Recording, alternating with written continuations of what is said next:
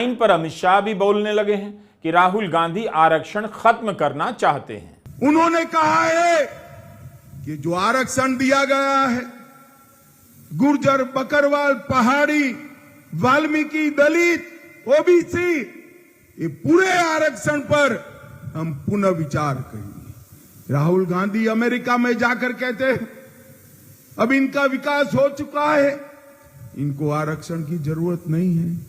राहुल बाबा, आप और उमर उल्टा होकर सीधा हो जाओ, आरक्षण रहेगा रहेगा रहेगा, हम आपको हटाने नहीं देंगे।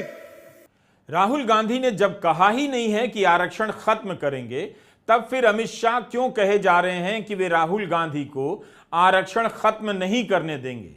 इसका एक सिंपल सा जवाब है। 2024 के चुनाव में कांग्रेस ने अपने मैनिफेस्टो में लिखा है कि आरक्षण की सीमा 50% से ज्यादा बढ़ा दी जाएगी।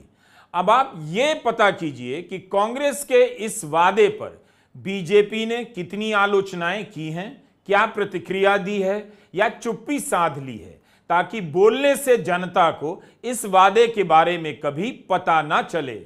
जितनी आबादी एससी और एसटी की है उतना रिजर्वेशन उनको मिलना चाहिए।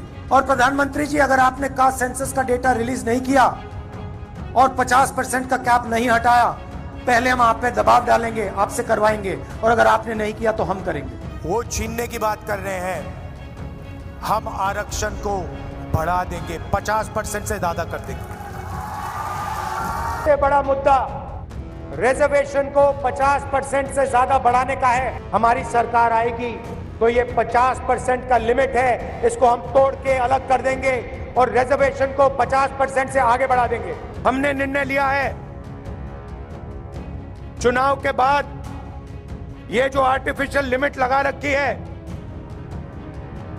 जिससे करोड़ों लोगों को नुकसान हो रहा है, 50% रिजर्वेशन की लिमिट को हम तोड़ के हटा देंगे, बाहर फेंक देंगे इसको। रिजर्वेशन को छीनने की बात छोड़िए, हम रिजर्वेशन को 50% से आगे बढ़ाने वाले हैं। जिस पार्टी ने अपने मैनिफेस्टो में आरक्षण बढ़ाने का वादा किया हो, उसके नेता कैसे कह सकते हैं कि आरक्षण समाप्त करेंगे? और कहा है तो सही तरीके से बीजेपी को बयान दिखाना चाहिए। जब राहुल गांधी 50% से ज्यादा आरक्षण की बात करते हैं, तब बीजेपी नोटिस नहीं लेती है। राहुल गांधी ने जॉर्ज टाउन यूनिवर्सिटी में जो कहा है, पहले आप उसे सुनिए। So we're not treating the symptom. That's the problem. Right? Now, it's not the only tool. There are other tools. But we will think of scrapping reservations when India is a fair place. And India is not a fair place. Now, that creates a problem. Because there are many people who come from the upper castes, right? Who say, look, what have we done wrong? Right? Why are we being punished? And so then you think about increasing dramatically the supply of some of these things. You think about decentralizing power. You think about involving many more people in the governance of our country. Right? You think of opening up, I mean, frankly, with all due respect, I don't think any of you are ever going to become Adani or Ambani. George town university में अपूर्वा रामाकृष्णन ने पूछा कि भारत में जो मूल मुद्दे हैं उनके समाधान के लिए क्या आप जाति आधारित आरक्षण से आगे जाकर भी सोचेंगे?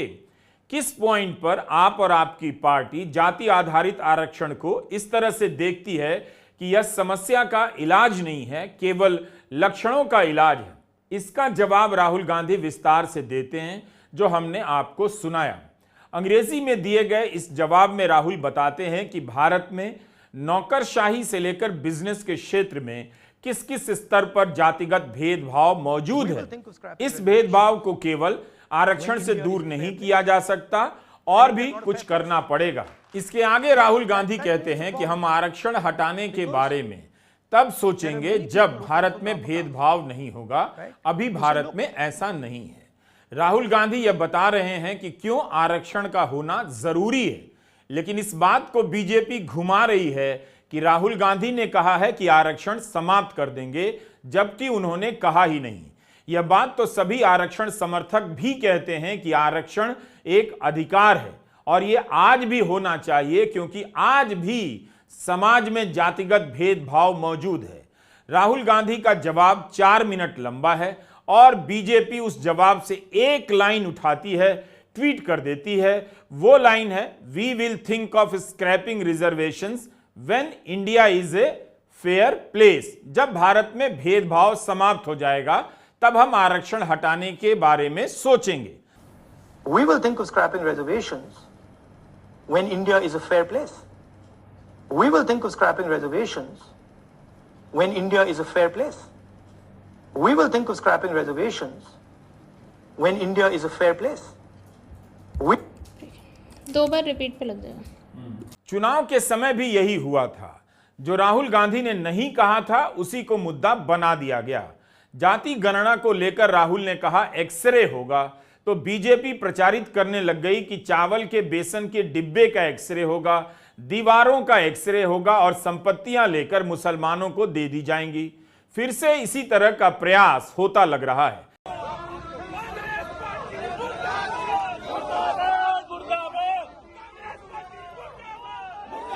बीजेपी राहुल गांधी ने जो नहीं कहा उसे स्थापित करने में लग गई है। उनके बयान को लेकर विरोध प्रदर्शन भी करती है। फैक्ट चेकर ऑल्ट न्यूज ने इस पर पूरा वीडियो बनाया है कि राहुल के बयान को तोड़ मरोड़ कर बीजेपी मुद्दा बना रही है। यहां तक कि रविशंकर प्रसाद जैसे नेताओं ने भी इस पर प्रेस कॉन्फ्रेंस कर दी है। The prejudice against reservation which Rahul Gandhi has in abundance got reflected in America.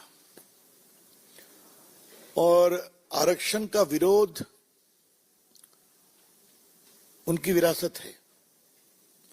आपको मालूम होगा कि नेहरू जी की चिट्ठी हम लोगों ने कई बार आप लोगों को बताई है, जहां उन्होंने मुख्यमंत्री को कहा कि आरक्षण मेरिट को खत्म नहीं करना चाहिए। इंदिरा गांधी का स्टेटमेंट है आरक्षण के खिलाफ। राजीव गांधी ने खुलेआम मंडल कमीशन का विरोध किया था, ठंडे बस्ते में डाला था। और अब तो आपने देख ही लिया,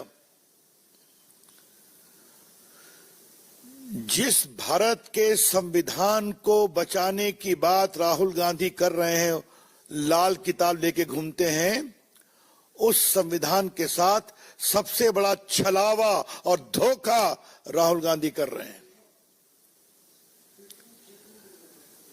ये आरक्षण का अधिकार बाबा साहब अंबेडकर की कोशिश से मिला, जिसमें जरा काइंडली प्लीज पीछे, जिसमें यह अधिकार दिया गया